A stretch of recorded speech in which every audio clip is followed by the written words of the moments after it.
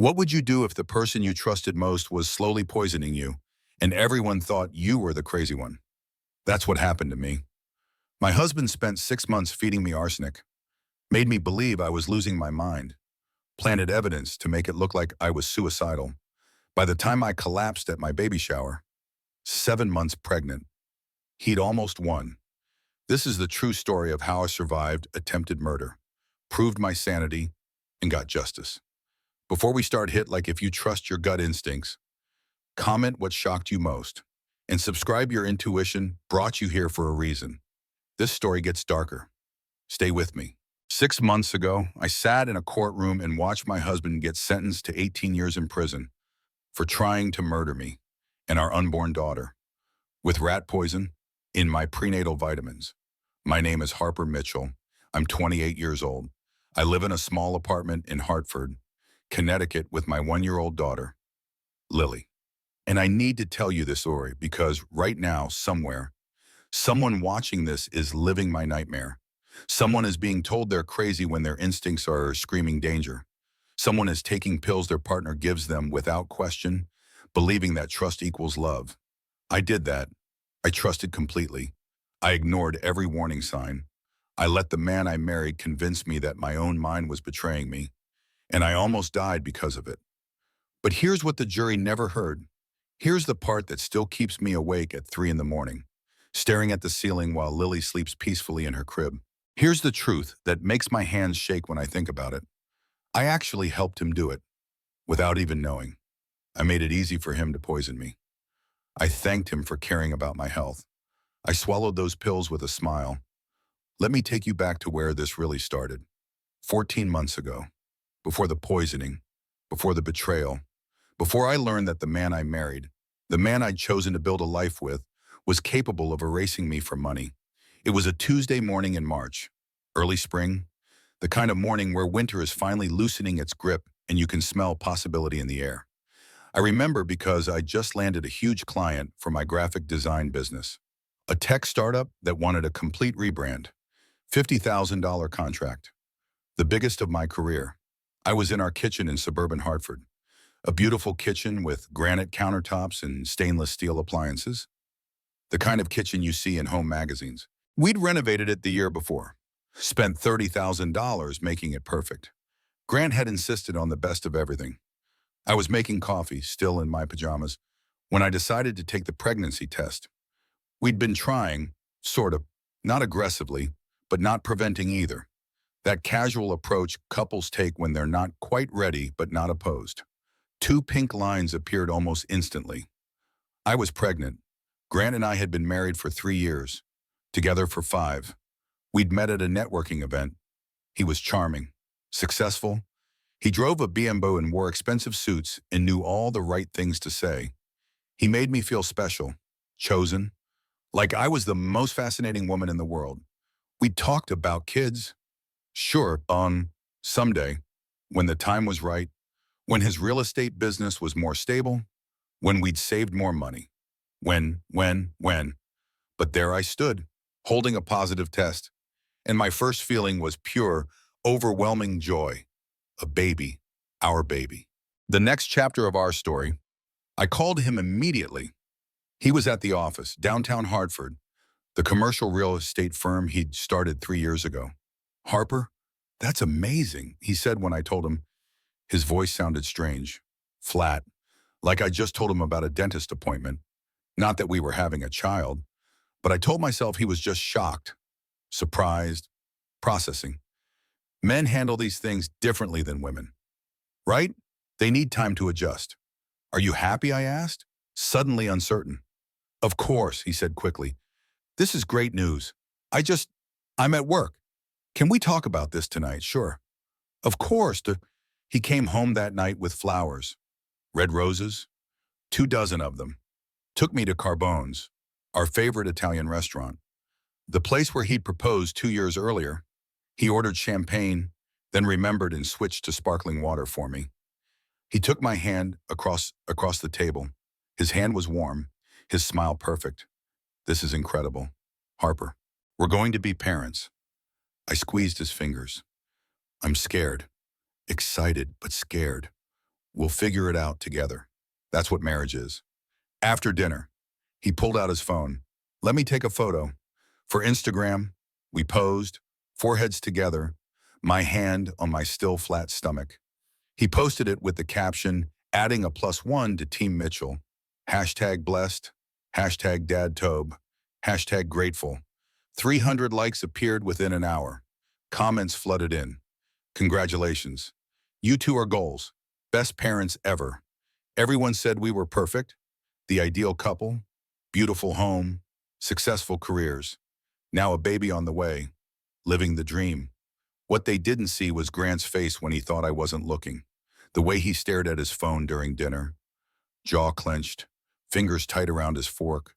The way he barely touched his osso buco. Just pushed it around his plate. The way his smile never quite reached his eyes. What changed, I asked on the drive home. You seem distant. Nothing, he said. Eyes on the road. I'm happy. Just processing. This is big. Life-changing. I squeezed his hand across the center console. We're going to be amazing parents. Our kid is going to be so loved. He squeezed back, but his hand was cold. And when I looked over, I saw his jaw clench again. Saw something flash across his face, something that looked almost like anger. But that couldn't be right. He wanted this. We wanted this. Didn't we? The first real warning sign came 2 weeks later. I found a receipt in Grant's jacket pocket when I was doing laundry. A Tuesday afternoon, I'd been sorting clothes, checking pockets the way you do, when a slip of paper fell out. Dinner at the Capitol Grill. $4,372. Wine I'd never heard of. A bottle of Opus One that cost $1,200 alone. Appetizers. Multiple entrees. Dessert for 4 people. I'd never been to the Capitol Grill. My stomach dropped. $4,000 on one dinner. When we were supposed to be saving for the baby. When I'd been clipping coupons and shopping sales to build up our savings account. When Grant got home that evening, I was waiting in the kitchen. The receipt sat on the counter between us. I showed it to him. My hands were shaking. What's this? He barely glanced at it. Client dinner, honey, the Riverside property deal. You know how important that contract is? $3 million commission if it closes. $4,000, Harper. His voice had an edge now. Sharp, impatient. These clients expect a certain level of service. This is how business works in commercial real estate. You wine and dine them.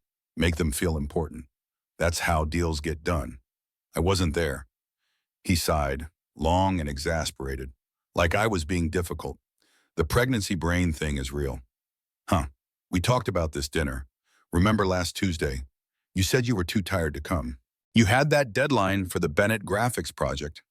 You stayed home and worked. Had we talked about it, I searched my memory, trying to grab hold of a conversation that felt like fog. Those early pregnancy weeks had been exhausting. Brain fog was real. I'd forgotten appointments, misplaced my keys 3 times, lost my phone twice. Maybe I had forgotten. I'm sorry, I said quietly. You're right, I must have forgotten. He crossed to me, wrapped his arms around me. It's okay, baby. The hormones make you forgetful. It's totally normal. My mom said she couldn't remember anything when she was pregnant with me. He kissed my forehead. I love you. I'd never keep anything from you. I love you too. But late that night, lying in bed while Grant worked downstairs in his office, I couldn't sleep. Something felt wrong. That nagging sensation in your gut that says, pay attention. This matters. I pulled out my phone, opened our text message thread, searched for any mention of the Capitol Grill, any conversation about client dinners, any discussion about me being too tired to go. Nothing. Not a single message. I searched my email, my calendar, looked for any evidence of the conversation Grant said we'd had. Nothing. My heart started racing. Why would he lie about something so specific? Why would he create a false memory unless he was hiding something, unless there was a reason he didn't want me at that dinner, unless there was someone else there, someone he didn't want me to meet? I told myself I was being paranoid, hormonal. Pregnancy does strange things to your mind, makes you emotional, irrational. But my hands still shook as I turned off my phone, and somewhere deep in my gut, a voice whispered, he's lying to you. I ignored it. I wish I hadn't. The vitamins started 3 weeks after the restaurant receipt incident. Grant brought them home after work one evening, proud as a peacock. Held up a brown bottle with a white label, prenatal vitamins, he announced, setting them on the kitchen counter with a flourish. The good kind, medical grade. The doctor recommended these specifically for optimal fetal brain development. I picked up the bottle, examined the label. I'd been taking the standard prenatal vitamins my obstetrician prescribed, pink pills that smelled vaguely like fish and made me nauseous if I didn't take them with food. These look expensive, I said. How much were they? Don't worry about the cost. Nothing's too good for our baby. He opened the bottle, shook one of the large brown pills into my palm. Start these tonight. They have extra folic acid, DHA, all the good stuff. I should check with my OB first, I said, hesitating. Make sure they don't interact with my current vitamins. I already did, he insisted. Called Dr. Morrison's office this morning, spoke to the nurse. She said these are perfect. Actually better than what you're currently taking because they have higher nutrient levels. That was thoughtful, I admitted, feeling guilty for questioning him. Thank you, he smiled. Anything for my girls. Both of them. I took the vitamin that night with dinner. It had a strange metallic aftertaste. Bitter. It lingered on my tongue even after I drank a full glass of water. But prenatal vitamins always tasted weird, right? They were packed with iron and minerals. Of course they'd taste metallic. Every morning after that, Grant brought me a vitamin with breakfast, made a whole production of it, set it beside my orange juice or coffee, watched me take it, smiled when I swallowed. Such a good mama, he'd say, taking care of our baby. I smiled back, loved the attention, the care. This was the Grant I'd married. Attentive, thoughtful, present. I didn't know I was swallowing poison. By week 10 of my pregnancy, something was deeply, fundamentally wrong with my body. Not with the baby. I'd had an ultrasound at 8 weeks. Strong heartbeat, perfect measurements. The technician said everything looked great. Textbook pregnancy. It was me. I was exhausted beyond anything reasonable. Not normal pregnancy tired. Not first trimester fatigue. This was different. Bone deep. Cellular. Some mornings I could barely lift my head off the pillow. My muscles ached like I had a severe flu. Every joint hurt. My bones felt brittle, and my hair was falling out. Not normal postpartum shedding. This was active, aggressive hair loss. Clumps in the shower drain every morning. Strands all over my pillow. I'd run my fingers through my hair and come away with handfuls. I made an emergency appointment with Dr. Morrison. Sat in her examination room, fighting tears as I described my symptoms. I can't keep anything down. I told her, everything tastes metallic, like I'm sucking on pennies, and I'm losing weight. 8 pounds in 2 weeks. She frowned at my chart, lips pressed into a thin line. That's concerning, especially for someone in their first trimester. You should be maintaining weight at minimum, ideally gaining a few pounds. I'm trying to eat, but I feel so sick all the time. How's your stress level? I hesitated. The truth was complicated. Grant had been increasingly distant again. The warm, attentive husband from the vitamin debut had disappeared. He was back to working late every night, coming home after 10, smelling like perfume that wasn't mine. When I asked where he'd been, he'd snap at me, tell me I was being clingy, needy. That pregnancy was making me emotional and irrational.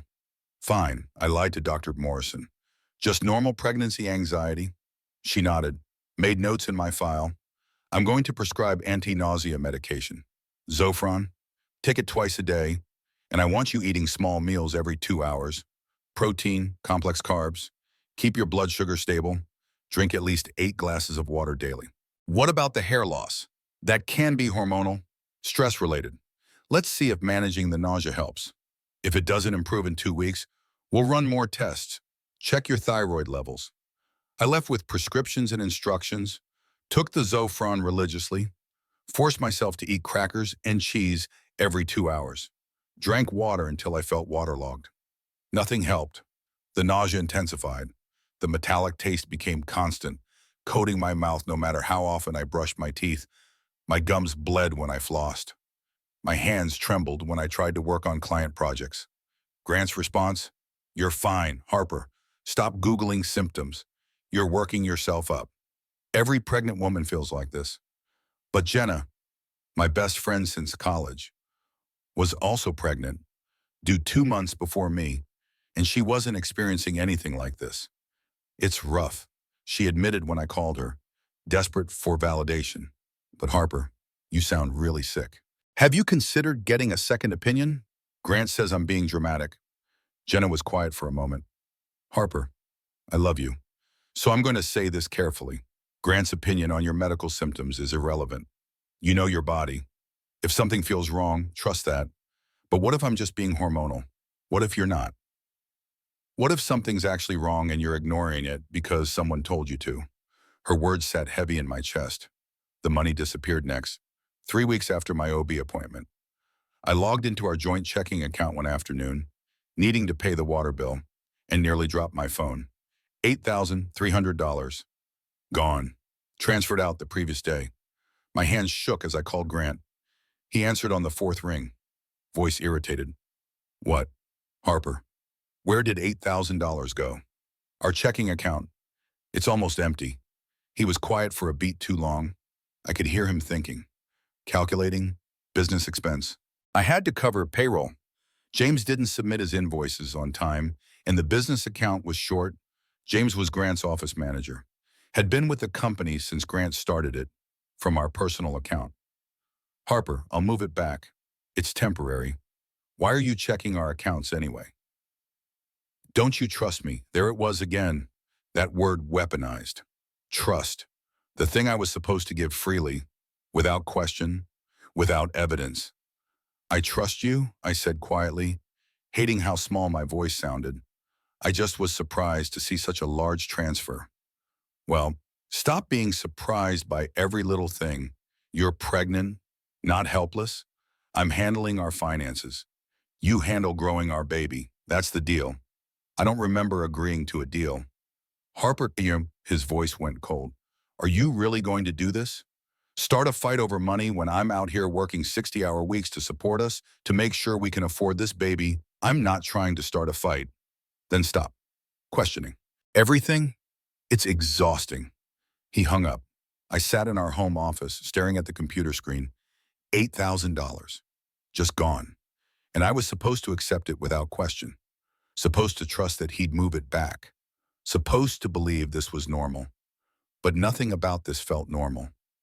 That night, after Grant came home and went straight to bed without speaking to me, I started looking, really looking. Bank statements, credit card bills, receipts I found in pockets and desk drawers. The pattern was unmistakable. Hundreds of small charges at restaurants I'd never been to. Hotel rooms booked on nights Grant said he was working late. Flowers purchased from the same florist twice a month. I'd received flowers from Grant exactly once in the past 6 months. Our anniversary. Who was getting the other's jewelry purchases? A bracelet for $800, earrings for $600, a necklace for $1,200. I owned none of these pieces. My heart pounded. My hands shook. I wanted to confront him, demand answers, throw the evidence in his face. But a part of me, the part that was already starting to doubt my own sanity, whispered, what if there's an explanation? What if you're wrong? So I said nothing. And the poison kept accumulating in my bloodstream. The shift happened overnight, like someone had flipped a switch in Grant's personality. Suddenly, he was attentive again, affectionate. The man I'd married reappeared. It started on a Saturday morning. I woke to the smell of pancakes. Grant stood in the kitchen, spatula in hand, making my favorite breakfast. Blueberry pancakes with real maple syrup. Turkey bacon because pork made me nauseous. Fresh squeezed orange juice. Good morning, beautiful, he said, kissing my forehead. How'd you sleep? I stared at him, confused by the sudden warmth. Fine, come sit. I made your favorite and we ate together, actually talked. He asked about my pregnancy symptoms, my design clients, my plans for the nursery. He listened, made eye contact, acted like my words mattered. For 3 days, he was perfect. Came home at reasonable hours, brought me flowers, rubbed my feet while we watched TV, asked about my day, really listened when I answered. On Tuesday evening, he said something that made my chest ache with relief. Harper, I need to apologize. I've been a terrible husband these past few months. He took my hands, looked me directly in the eyes. Work stress has been insane. We're trying to close the Riverside deal, and the financing fell through twice. I've been taking it out on you, and that's not fair. You and the baby are my priority. I'm going to do better. Tears streamed down my face. I'd been so lonely, so isolated, so convinced something was fundamentally wrong with our marriage. I understand work stress, I said, but I need you here, present, not just physically, but emotionally. I know, and I promise things are going to be different. When he suggested a baby moon weekend in Newport, Rhode Island, I said yes immediately. We needed this. Time away from Hartford, from work stress, from the isolation of our suburban house. Time to reconnect, to remember why we fell in love. We left on a Friday afternoon, drove 2 hours to Newport, windows down, music playing. Grant held my hand the whole drive, sang along to songs on the radio, made me laugh with terrible jokes. We stayed at the Vanderbilt Hotel, beautiful historic property overlooking the water. Grant had booked a suite, ocean view, king bed with high thread count sheets, clawfoot tub in the bathroom. This must have cost a fortune, I said, taking in the luxury. You're worth it. Both of you are. That weekend was perfect. Better than perfect. We walked the cliff walk, Grant's hand protectively on my lower back, had long dinners at waterfront restaurants where we talked 4 hours, really talked, about our fears for parenthood, our hopes for our daughter, our dreams for the future. Grant took photos everywhere, us in front of the mansions, on the beach, at dinner. He posted them to Instagram with captions about how lucky he was, how excited he was to be a dad, how much he loved his girls. The comments poured in. You two are relationship goals. Beautiful couple. That baby is going to be so loved. And for that weekend, I believed it. Believed we were going to be okay, that the rough patch was over, that my suspicions about affairs and lies had been pregnancy paranoia after all. On Saturday night, lying in bed in that beautiful hotel, Grant spooned behind me. His hand rested on my growing belly. Our daughter kicked, and he laughed. She's strong, he said. Like her mama, I replied. I love you, Harper. I know I've been distant, but that changes now. You and our daughter are everything to me. I'm going to be the husband and father you both deserve. I turned to face him, crying with relief. I love you too. We made love that night. Gentle, connected, intimate in a way we hadn't been in months. Afterward, I fell asleep in his arms, feeling safe for the first time in weeks. I wish I could go back to that moment, shake myself awake, tell myself that predators know how to be charming, that abusers cycle through phases, tension building, explosion, honeymoon period. Repeat. This was the honeymoon phase, and it was all calculated. On Sunday night, driving home, Grant reached for my hand. I meant everything I said this weekend. We're going to be okay. I know, I said, believing him completely. That night, back in our house, I took my prenatal vitamin without a second thought, swallowed it with water, thanked Grant for remembering to set it out for me. Trust restored. Guards dropped. Poison accepted. 3 weeks later, the unthinkable happened. It was a Sunday afternoon, May 19th, 72 degrees and sunny, perfect weather. Jenna had insisted on throwing me a baby shower despite my protest that I wasn't ready. You're 6.5 months pregnant. Harper, she'd said, if we don't do this now, the baby will be here before we celebrate. So she'd organized everything. 30 women in her backyard, white and gold decorations, catered food, games, gifts stacked on a table that groaned under the weight. My mom flew in from Florida. Grant's mother drove from Boston. My college roommates, work friends, neighbors, all the important women in my life gathered to celebrate my daughter's impending arrival. I wore a flowing white dress, felt beautiful for the first time in months. My belly was round and pronounced. My daughter kicked constantly, like she knew this day was about her. Grant had promised to come, said he'd leave work early, be there by 2. He never showed. At 3:30, as I was opening gifts, I checked my phone. No message, no call, nothing. I texted him, "Where are you? Everyone's asking." He responded an hour later. "Something came up at work. Sorry, celebrate without me." That familiar feeling returned. The one I'd pushed down during the Newport weekend. The knowledge that something was fundamentally wrong. But I smiled, thanked everyone for coming, opened onesies and blankets and tiny shoes that made me cry, played the games, laughed at the jokes about them sleepless nights and dirty diapers. At 5, Jenna brought out the cake, 3 tiers, white frosting with delicate pink flowers. Beautiful. But there were also cupcakes, a dozen of them on a separate tray, vanilla with lavender frosting, intricate designs piped on top. These look amazing. I said to Jenna, "Where'd you order them?" I didn't. "Sloan made them, Grant's office manager. She stopped by this morning, said she wanted to contribute something special." Sloan, Grant's office manager, the one I'd met twice, beautiful, 29, always perfectly dressed, always smiling at Grant like he hung the moon. "That was nice of her," I said, something cold settling in my stomach. She seemed really excited about the baby. "Made these special. Said the lavender one was specifically for you." I picked up the lavender cupcake, beautifully decorated, swirls of purple frosting, edible flowers on top. My daughter kicked hard, like a warning, but I ignored it. Bit into the cupcake. It tasted sweet at first, then bitter. So bitter my mouth puckered, but I didn't want to seem rude. Sloan had gone to the trouble. I chewed, swallowed. 30 seconds later, my throat started burning. The burning started in my throat. Intense, like I'd swallowed acid. I reached for my water glass, but my hand was shaking so badly, the glass slipped through my fingers. It shattered against the concrete patio. Water spread across the ground. Glass shards glittered in the afternoon sun. Harper Jenna appeared beside me, face suddenly close. "What's wrong?" I tried to speak.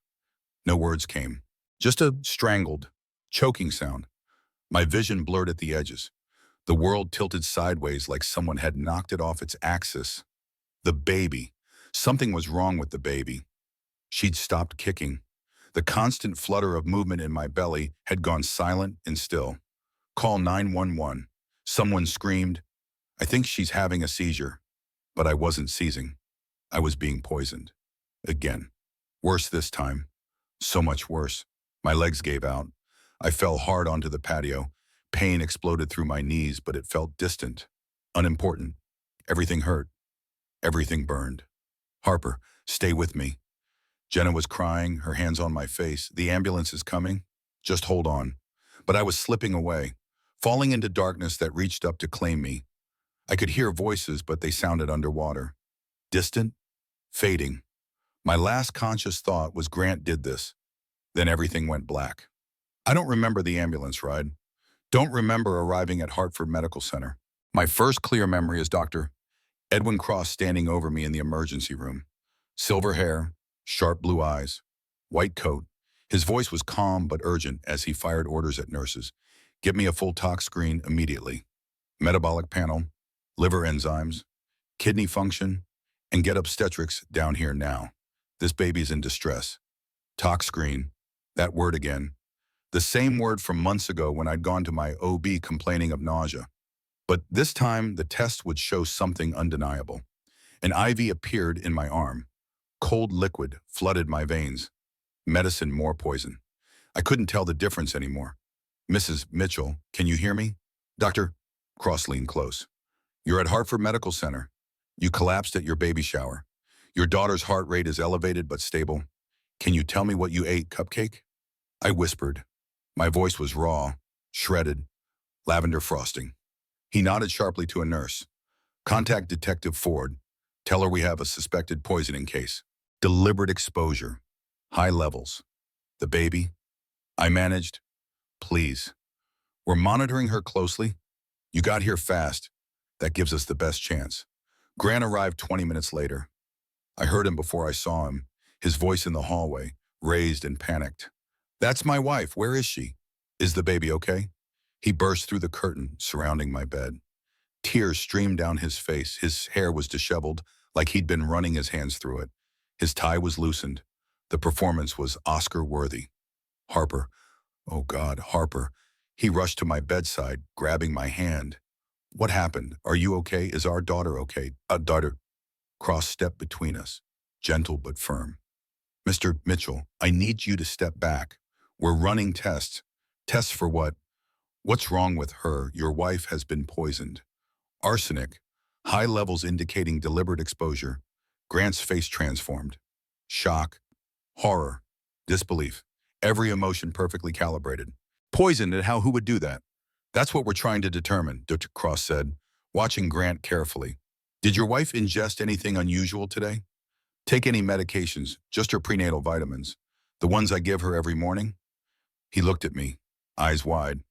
Harper, did you take something? Did someone give you something at the shower? Cupcake, I whispered. The one Sloan made. Grant's face paled.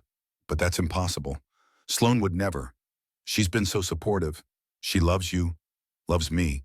What an interesting choice of words for his mistress to use about his wife. Dr. Cross pulled Grant aside. They spoke in low voices, but I caught fragments. Need to test the vitamins. Need the cupcake if any remains. Need to contact everyone at the shower. Grant nodded vigorously. Whatever you need, I'll do anything. He left. Came back an hour later with the vitamin bottle from our bathroom. The brown pills I'd been taking faithfully for months. Handed them to Dr. Cross like he was being helpful. Cooperative. These are the prenatals, he said. I bought them at the pharmacy. They're supposed to be safe. The hospital ran tests. The vitamins came back clean. Normal prenatal supplements, iron, folic acid, DHA, no arsenic. I wanted to scream, to tell them he'd switched the bottles, that these weren't the pills he'd been giving me. But I was too weak, too confused. The poison was eating through my ability to think clearly. Then Detective Rachel Ford arrived. Early 30s, sharp suit, sharper eyes. She'd been assigned to my case months ago when I first showed up at the hospital with arsenic in my system. Mrs. Mitchell, she said gently, pulling up a chair beside my bed. I need you to be completely honest with me. Have you been feeling depressed? Anxious about the pregnancy, overwhelmed? Where was she going with this? Sometimes, she continued, carefully, women in crisis do things they don't remember clearly. The stress of pregnancy can trigger severe psychological episodes. No, I said firmly, someone poisoned me. Someone has been poisoning me for months. Who would want to hurt you? I looked at Grant. He stood at the foot of my bed, the picture of a concerned husband, wringing his hands, face creased with worry. But I saw it, just for a second, a flash in his eyes. Calculation, planning, fear that I was about to expose him. I don't know, I whispered. The lie tasted worse than the poison. Detective Ford left, returned 2 hours later with evidence bags. Her face was grim. Mrs. Mitchell, we searched your purse, the one your husband brought to the hospital. She held up a clear plastic bag. Inside was a small blue bottle, rat poison, the kind you buy at hardware stores. I've never seen that before in my life. I said immediately.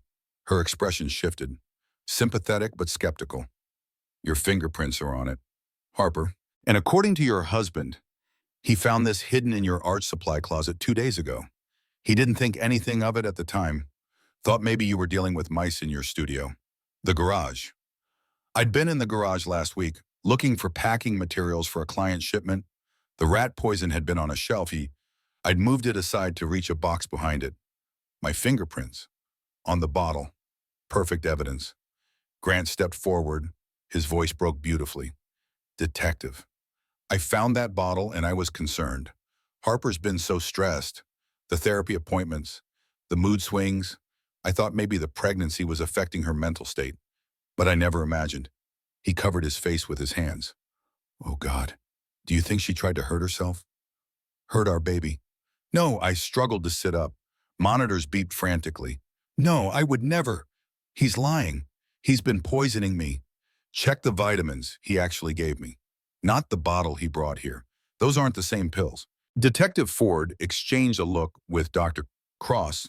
Harper, postpartum psychosis can begin during pregnancy. It's a recognized medical condition. Women experiencing it sometimes have paranoid delusions about their partners. I'm not delusional, I insisted. But even as I said it, doubt crept in. Was I? The past months had been so confusing. The memory gaps. The constant feeling that reality was slipping through my fingers. Maybe I was crazy. No. No. Grant had done this. I knew it in my bones. But no one believed me. Social services opened a case that night. A woman in a gray blazer appeared with a clipboard, explained calmly that I would need psychiatric evaluation before my daughter could be released into my care after birth. Court order, non-negotiable. If the evaluation showed I was a danger to myself or my child, I would lose custody. Grant would become sole guardian. My parents flew in the next morning. My father, usually stoic and calm, looked shattered. My mother sobbed openly. "Sweetheart," Mom said, gripping my hand like I might disappear. "We're going to get you the best help, the best doctors. You're going to be okay. I didn't do this. I told them, please. You have to believe me." My father's face creased with pain. "Harper, honey, you're sick. You need help, and we're going to make sure you get it." They thought I'd tried to kill myself and my baby. My own parents believed I was suicidal, psychotic, dangerous. Grant had won. I was released from the hospital 3 days later with an ankle monitor, psychiatric evaluation scheduled, and supervised visitation only once the baby was born. Grant signed himself on as my temporary guardian, legally responsible for my care and decisions. The trap was perfect and inescapable. Grant drove me home from the hospital, helped me inside like I was fragile, made chamomile tea, settled me on the couch with blankets. "You need rest," he said softly, brushing hair from my face. "The stress has been too much. I should have seen the signs earlier." What signs, I asked. Exhausted. The paranoia, the accusations about affairs, the constant checking of bank accounts. "Harper?" He sat beside me, took my hand. "I talked to Dr. Hastings, your therapist. She said you've been expressing concerning thoughts in your sessions. Violent ideation." "That's not true. She's worried about you. We all are." He brought me my prenatal vitamin, the brown pill, the poison. I stared at it. "This is what's making me sick." "Harper," he said patiently, "these are prenatal vitamins. The hospital tested them. Remember, they're safe. You need to take them for the baby's health." "I don't want to." His expression hardened, just for a flash, then softened again. "I know you're scared, but you have to trust me. Trust the doctors. We're all trying to help you." He waited, watched me, made sure I put the pill in my mouth, made sure I swallowed, made sure I drank water after. "Good girl," he said. "I'm proud of you." That night, alone in our bedroom, I heard him downstairs on the phone. I crept to the top of the stairs, listened. "It's completely handled," he said, voice low but confident.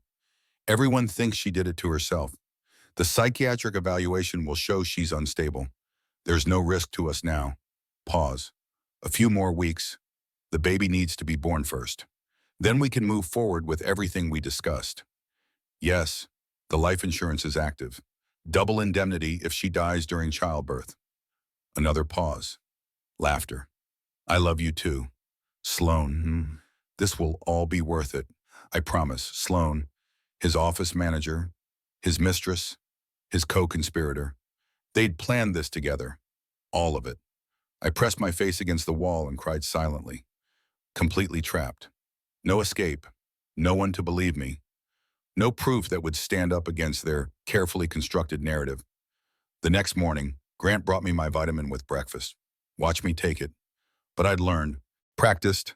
I tucked the pill under my tongue, swallowed water, smiled, waited until he left the room. Then I spit it into a tissue, hid it in my nightstand drawer. I did this for 3 days. Hid 3 pills. Evidence. Proof. But my body was already failing. The damage from months of poisoning was catastrophic. By week 32, my skin had a yellow tinge, jaundice. My liver was struggling, kidney function declining. I could barely walk from the bedroom to the bathroom without needing to rest. Dr. Morrison called with test results. "Harper, your liver enzymes are dangerously elevated. We need to deliver the baby early. Your body is shutting down." "How early?" "As soon as possible. Tomorrow if we can arrange it." But Grant convinced them to wait, told them I was emotionally fragile. that the stress of early delivery might trigger a complete breakdown, bought himself more time for the poison to finish its work. He moved us out of our house 3 days later to a rental property 40 minutes outside Hartford, isolated.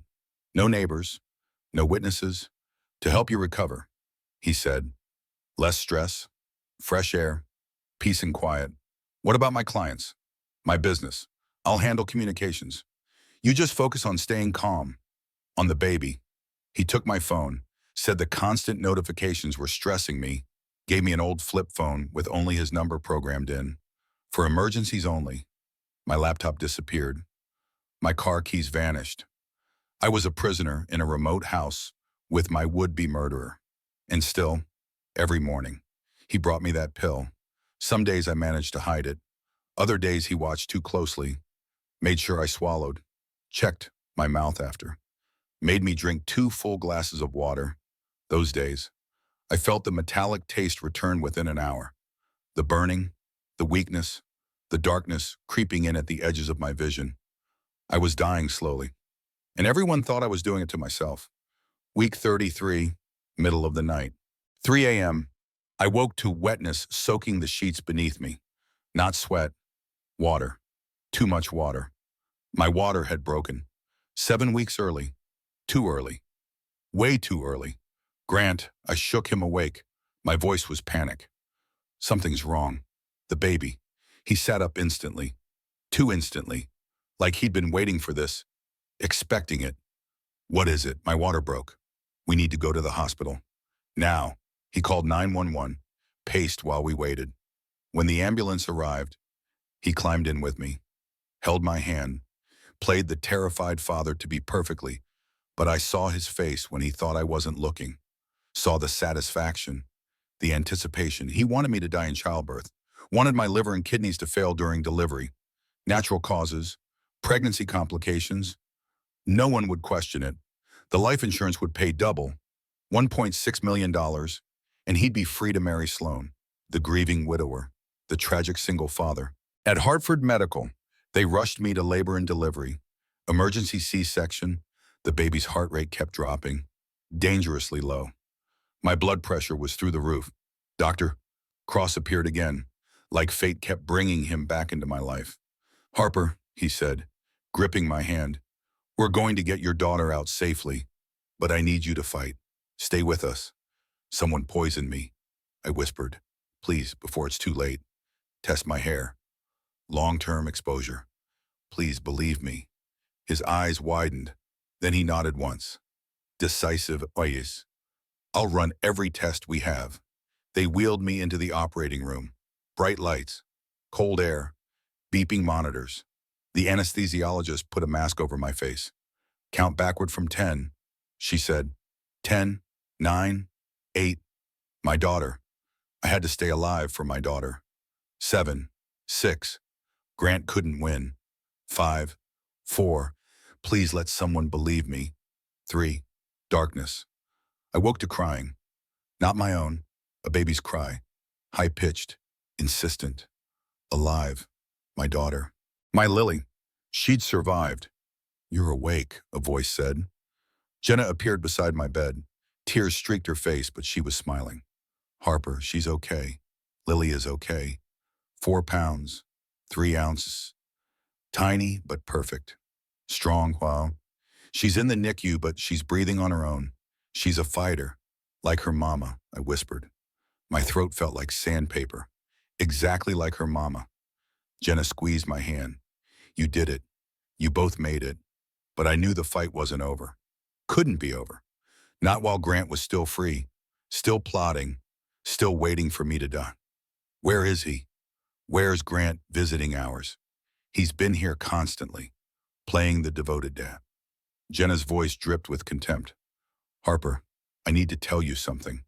I've been doing some digging, talking to people, and I think you're right about everything.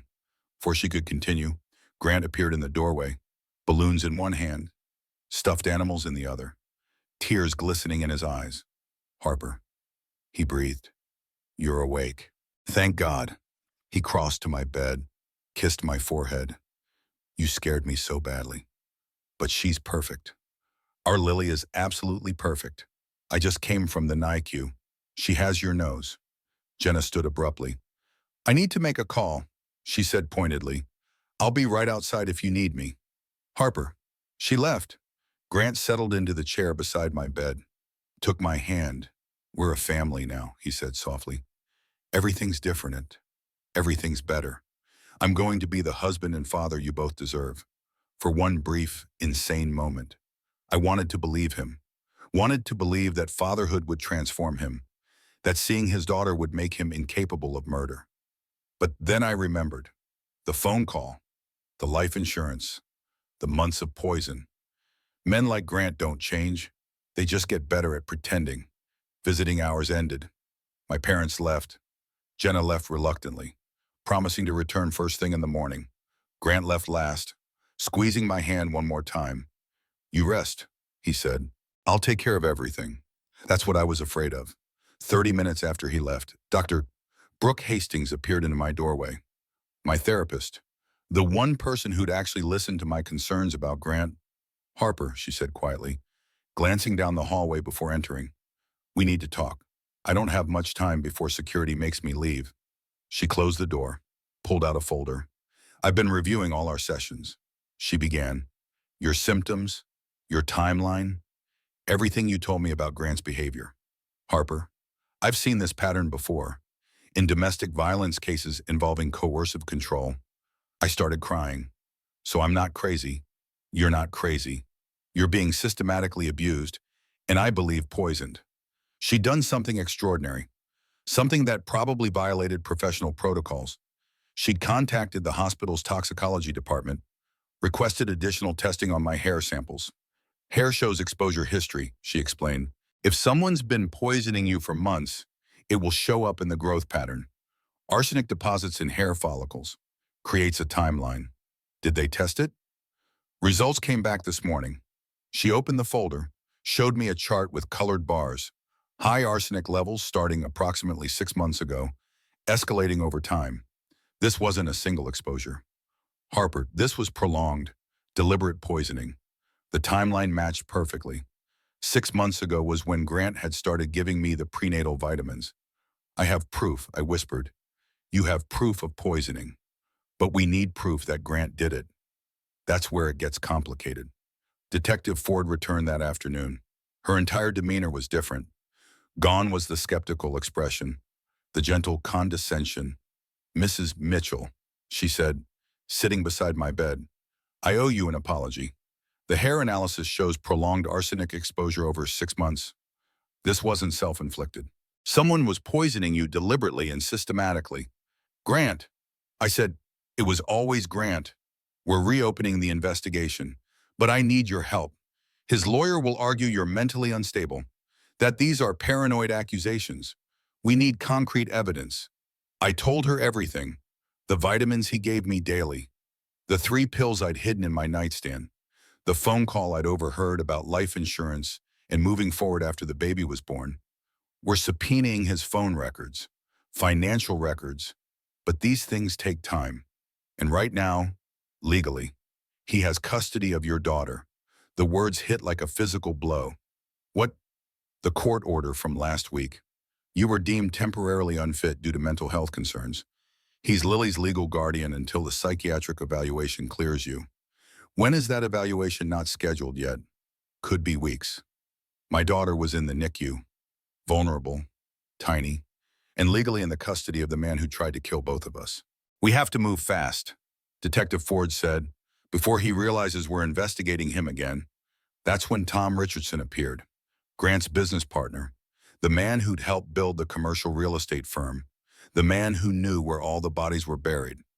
Literally and figuratively, he came to the hospital that evening, asked to speak with Detective Ford. I was in the hallway, finally cleared to visit Lily in the NICU, when I saw them talking.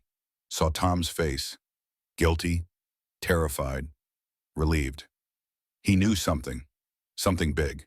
Tom Richardson sat in the hospital conference room and destroyed Grant's entire defense with 3 words. I recorded everything. He'd brought his phone, his laptop, 6 months of conversations with Grant, text messages, emails, voice recordings. Grant came to me 8 months ago. Tom told Detective Ford. His voice shook. Said he needed me to lie to Harper about a business loan. He'd forged her signature, taken $300,000 against her inheritance without her knowledge. Detective Ford leaned forward. Why didn't you come forward immediately? Tom's face crumpled. Because he threatened me. Said if I talked, he'd claim I was in on it. That we'd planned the forgery together. I have kids, detective, a wife. I couldn't risk it. He played the recording. Grant's voice filled the room. Clear, undeniable. The arsenic is working perfectly. She's weak, confused. Everyone thinks she's mentally ill. Another month and it'll be over. Liver failure, kidney failure, pregnancy complications. No one will question it. Then the life insurance pays out and Sloan and I can start over. Tom's voice on the recording. Grant, this is insane. You need to stop. Get help. Grant, I can't stop now. I'm too deep. Besides, Sloan is waiting. We have plans, a future. Harper is the only thing standing in the way. There was more, so much more. Conversations about the rat poison, where to plant it, how to get Harper's fingerprints on it, how to make everything look like suicide or mental illness. Sloane's name appeared throughout. She wasn't just the mistress. She was the co-conspirator, the one who'd researched arsenic, who'd helped Grant plan every detail. She made the cupcake. Tom said, crying now, the one at the baby shower. Grant gave her the arsenic. She baked it right into the frosting. The lavender one was meant for Harper specifically.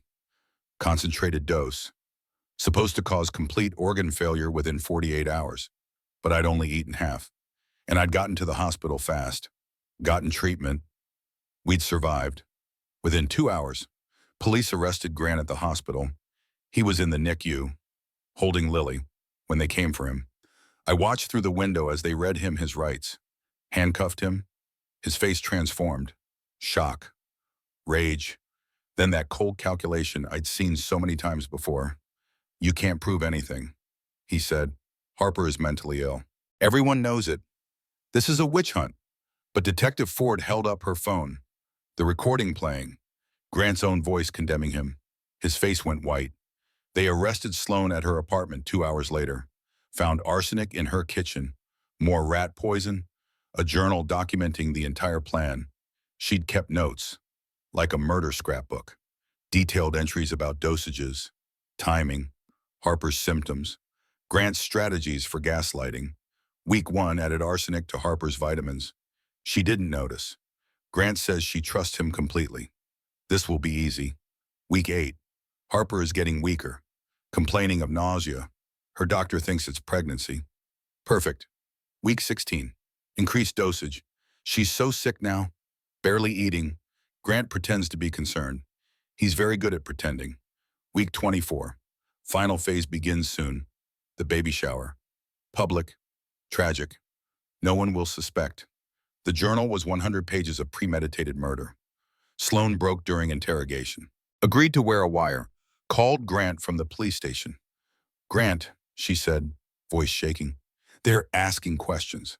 They have Tom's recordings. What do Bois do? Grant's response was chilling. Stick to the plan. Harper was suicidal. We have evidence. Her fingerprints on the poison. The psychiatric evaluation. Even if they suspect me, they can't prove intent. What if she testifies? She won't. Grant said coldly. She won't live long enough. The damage is done. Organ failure takes time, but it's inevitable. Give it a few weeks. Natural causes. We just wait. He was planning to let me die slowly. After the baby was born. After he had legal custody. After no one could question his innocence. The recording sealed his fate. Grant Mitchell was charged with attempted murder in the first degree, conspiracy to commit murder, fraud, forgery, reckless endangerment of a minor, insurance fraud. Sloan took a plea deal, 5 years in exchange for testimony and the journal. The trial took 4 months. I was stronger by then. Lily was home from the NICU, 5 pounds, healthy, growing, perfect. I testified, walked into that courtroom and told my story to 12 strangers who would decide if Grant would face justice. I described the gaslighting, the financial manipulation, the way he'd convinced me I was crazy while methodically poisoning me, the pills I'd swallowed trusting him, The fear when no one believed me. Grant's lawyer tried everything. Argued I'd poisoned myself. That Grant was a victim of my mental illness. That the evidence was circumstantial. But Tom testified, played the recordings. Sloan testified, described planning the murder in detail. The hospital presented the hair analysis. 6 months of arsenic exposure documented in my hair growth. Financial experts showed Grant had bankrupted his business, taken loans he couldn't repay, forged my signature. He was hundreds of thousands in debt. The life insurance policy appeared in evidence. $1.6 million, double indemnity for death during childbirth. The motive was unmistakable, the evidence overwhelming. The jury deliberated for 6 hours. When they returned, the forewoman stood. On the count of attempted murder in the first degree, we find the defendant guilty.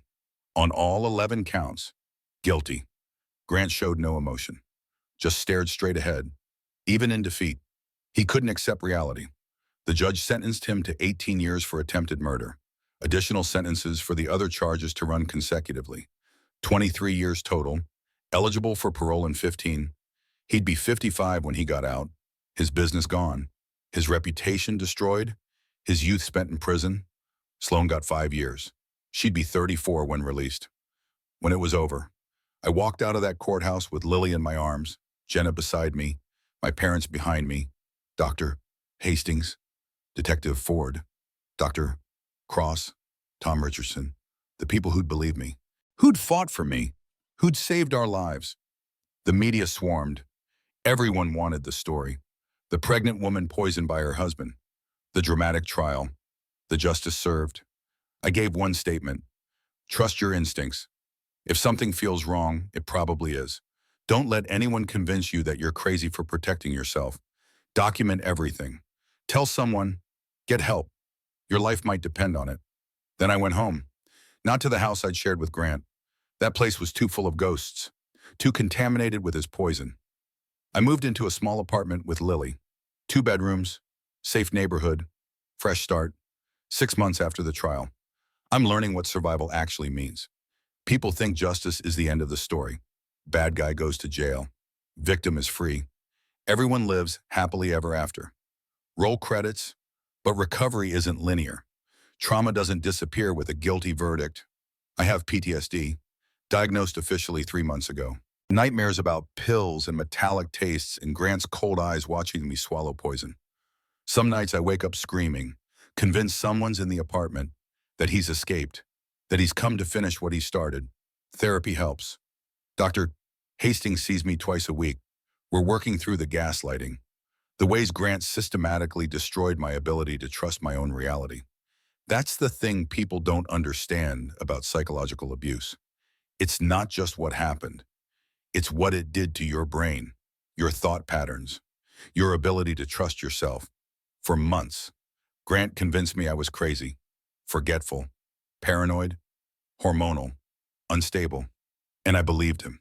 Even now, sometimes I second-guess myself. Wonder if I'm overreacting when I check the locks 3 times before bed. If I'm being paranoid when I only eat food I prepare myself. If I'm damaged beyond repair. Then I look at Lily and remember. My instincts were trying to save us both. The financial recovery has been brutal. Grant bankrupted us. The $300,000 loan he took against my inheritance, that debt is legally mine. He forged my signature, but I still have to pay it back. I'm working from home, rebuilding my graphic design business, one client at a time. Some months are tight. Some months I'm not sure how I'll make rent and daycare. But we're alive, and that's worth more than money. Lily is thriving. 10 months old now, crawling, babbling. She has my eyes and Grant's dark hair, his chin. Sometimes I look at her and see him. It hurts. Knowing that part of the man who tried to kill us both lives in my beautiful daughter. But then she smiles at me, reaches for me with chubby hands, laughs that perfect baby laugh. And I remember she's not him.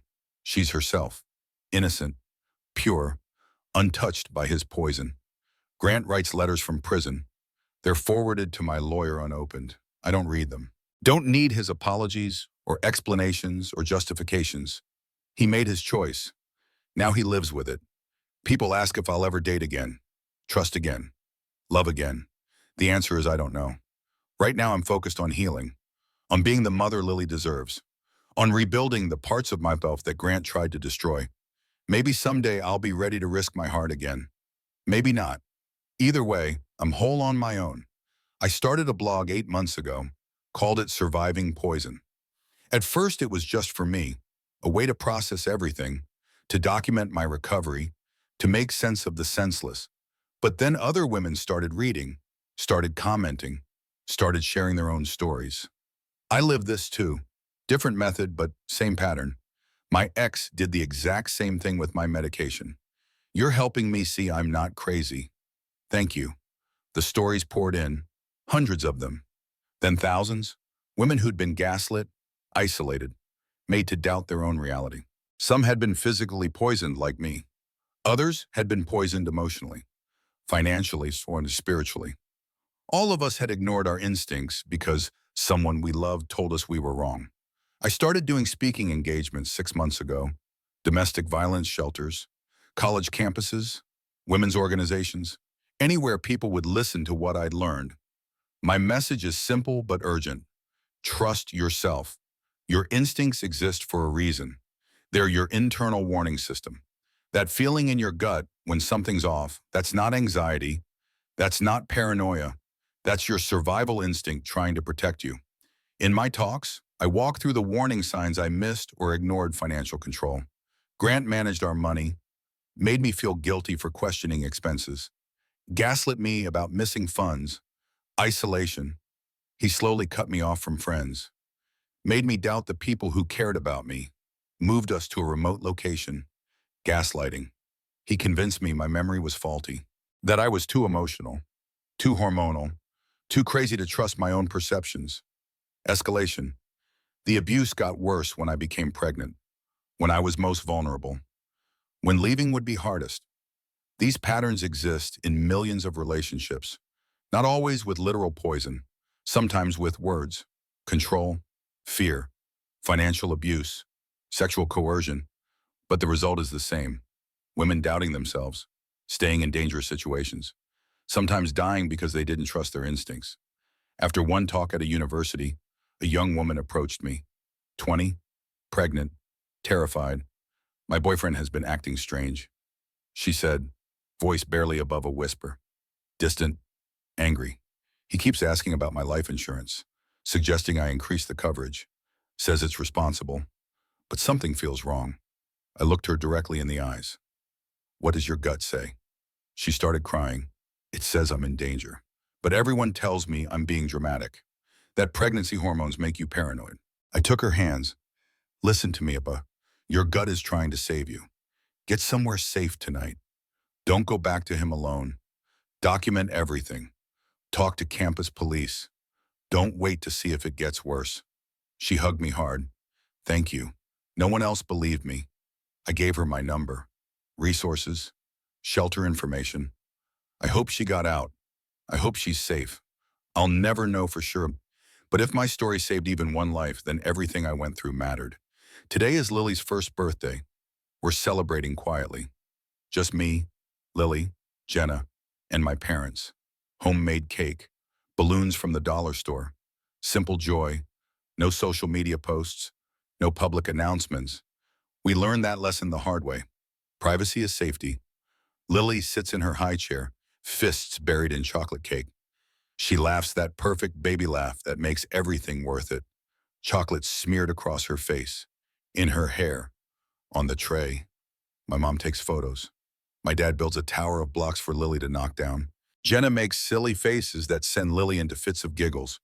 This is family now, not blood necessarily, but choice, the people who showed up, who believed, who stayed, who fought for us. Grant's parents sent a card 2 weeks ago. We're sorry for everything. We didn't know. We hope Lily knows she has grandparents who love her. I haven't responded. Maybe someday. Not today. Not this year. After everyone leaves. I sit with Lily in the quiet apartment. She's drowsy, milk drunk, content, fighting sleep but losing. I think about the woman I was 14 months ago, the one who took pills without question, who ignored every warning sign, who almost died because she trusted the wrong person completely. I don't recognize her anymore. That Harper is gone, killed by the same poison that was supposed to kill me physically. But someone new emerged from the ashes. Stronger, wiser, more careful, but also more certain. The woman I am now knows things the old Harper didn't love. Without respect is manipulation. Trust without honesty is foolishness. Loyalty to someone who's destroying you isn't virtue. It's survival instinct turned inside out. I wish I could go back and tell her. The old Harper, the trusting one, the naive one who believed that love meant never questioning your partner. I'd say that metallic taste in your vitamins, that's not normal. The missing money, not a banking error. The receipt for dinner you weren't at, not pregnancy brain. Those are breadcrumbs. Follow them before they lead to your grave. But I can't go back. Can only go forward. One day at a time. Sometimes 1 hour. Sometimes one breath. I hold Lily closer. She's asleep now. Completely relaxed. Trusting that I'll keep her safe. And I make promises in the quiet. I promise you'll grow up knowing your worth isn't tied to anyone else's approval. I promise you'll learn to trust your instincts before you trust anyone else's words. I promise that if you ever feel small or crazy or like you're overreacting, you'll remember your mother's story and you'll know you're not imagining it. Trust yourself. Sometimes at night, when Lily's asleep and the apartment is quiet, I think about Grant in prison. Wonder if he has regrets, if he thinks about us, if he understands what he threw away. Probably not.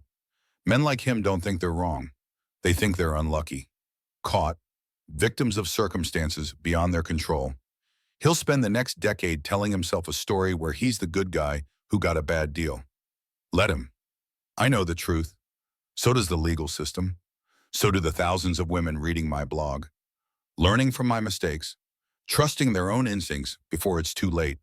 That's the legacy I'm building from attempted murder.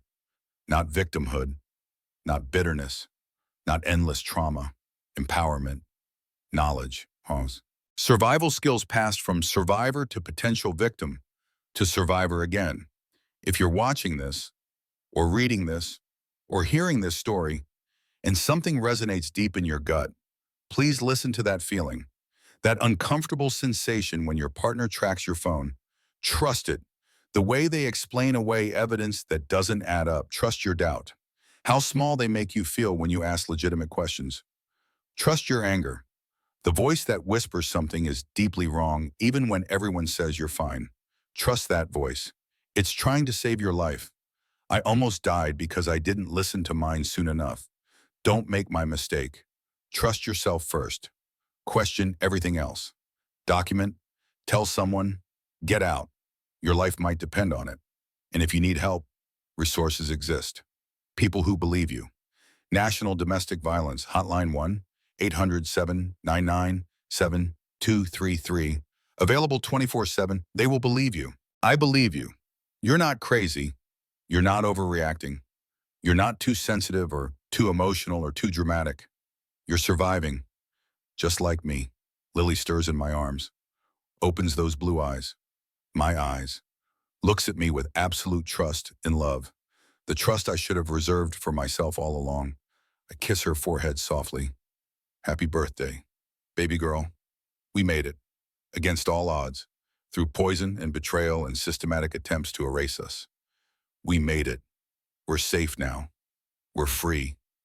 We're building a life that's ours alone, and we're never, ever going back to the poison.